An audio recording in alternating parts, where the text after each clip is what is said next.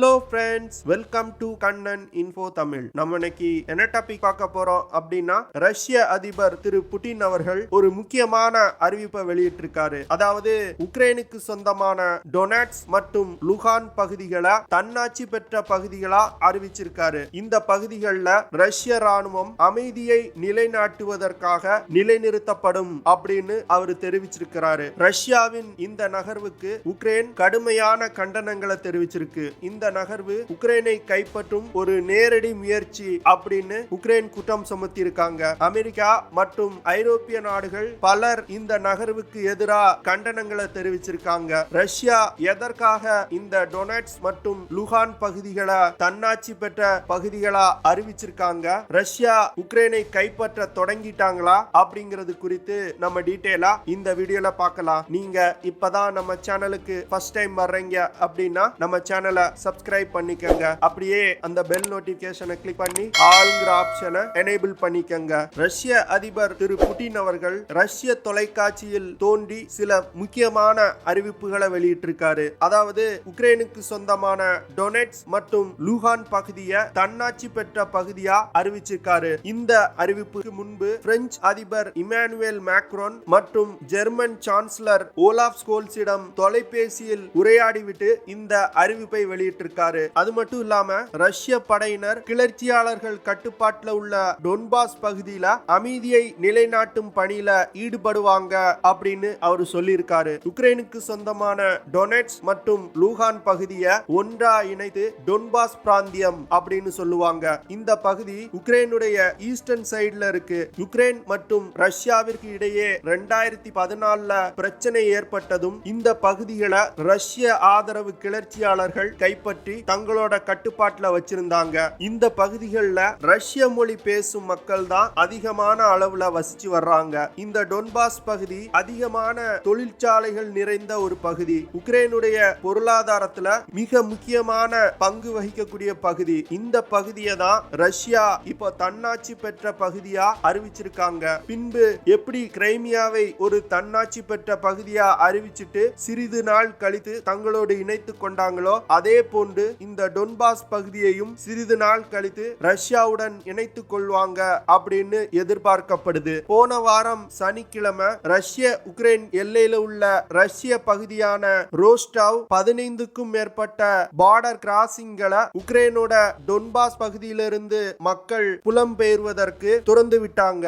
இதை தொடர்ந்து டொன்பாஸ் பகுதியிலிருந்து பெரும்பாலான முதியவர்கள், குழந்தைகள் போன்றவர்கள் வெளியேற்றப்பட்டு விட்டனர். ரஷ்யா ஒவ்வொரு நகர்வையும் மிகவும் பிளான் செய்வது போன்று தெரியுது. இந்த டொன்பாஸ் பகுதியை தான் ரஷ்யா தன்னோட முதல் தாக்குதலை தொடங்க பயன்படுத்துவாங்க அப்படிங்கிறது தெளிவா தெரியுது. ரஷ்யாவின் இந்த அறிவிப்புக்கு முன்னர் பிப்ரவரி 21 ரஷ்ய ஆதரவு பெற்ற கிளர்ச்சியாளர்கள் ரஷ்யாவிற்கு ஒரு கோரிக்கையை வைக்கிறாங்க. அதாவது டொனாட்ஸ் மற்றும் லூகான் பகுதிகளா ஒரு தன்னாட்சி பெற்ற பகுதியா அறிவிக்கணும் அப்படின்னு அவங்க கோரிக்கை வைக்கிறாங்க. இந்த கிளர்ச்சியாளர்கள் 2014 இருந்து உக்ரைன் படைக்கு எதிராக போரிட்டு வரக்கூடியவர்கள். ரஷ்யா டொன்பாஸ் பகுதியில் இருந்த 5 உக்ரைன் வீரர்களை கொன்றதா ஒரு அறிவிப்பை வெளியிட்டிருக்காங்க. இந்த அறிவிப்பை உக்ரைன் மறுக்கிறது. இதிலிருந்து ரஷ்யா டொன்பாஸ் பகுதியில தன்னோட முதல் தாக்குதலை தொடங்கிட்டாங்க அப்படிங்கிறதும் தெரிய வருது.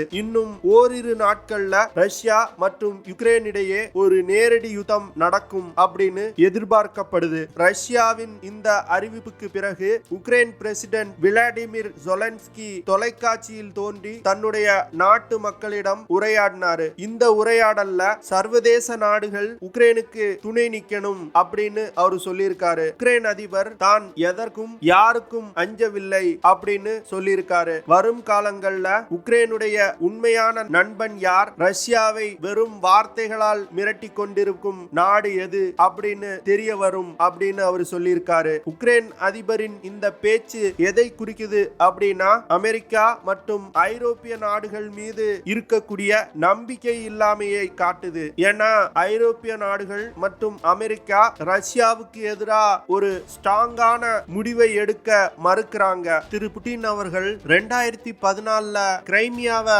கைப்பற்றினாரு. அந்த கிரைமியா பகுதியோட தன்னாட்சிய சர்வதேச நாடுகள் அங்கீகரிக்கணும் அப்படின்னு சொல்லியிருக்காரு. அதாவது கிரைமியா பகுதியில ஓட்டெடுப்பு நடத்தப்பட்டு இந்த பகுதி ரஷ்யாவுடன் இணைக்கப்பட்டிருக்கு. அதனால இந்த பகுதியை சர்வதேச நாடுகள் ரஷ்யாவின் ஒரு பகுதியா ஏற்றுக்கொள்ளணும் அப்படின்னு சொல்லியிருக்காரு. அடுத்து திரு புட்டின் அவர்கள் ரஷ்யன் பார்லிமெண்ட்ல ஒரு பில்ல பாஸ் பண்ணியிருக்காரு. அது எதற்காக அப்படின்னா ரஷ்யன் ஆர்மிய வெளிநாடுகள்ல தாக்குதலுக்கு பயன்படுத்துவதற்கு அனுமதி கேட்டிருக்காரு. அவரது இந்த கோரிக்கையை ரஷ்யன் பார்லிமெண்ட் ஏற்றுக்கொண்டு விட்டது. ரஷ்யாவின் இந்த நகர்வுகளுக்கு பிறகு அமெரிக்கா ரஷ்யாவை கடுமையா விமர்சனம் பண்ணியிருக்காங்க. கிளர்ச்சியாளர்கள் கட்டுப்பாட்டில் இருக்கக்கூடிய உக்ரைன் பகுதியில ரஷ்ய படையை கொண்டு நிலைநிறுத்துவதற்கு அமெரிக்கா கடுமையான எதிர்ப்பை தெரிவிச்சிருக்காங்க.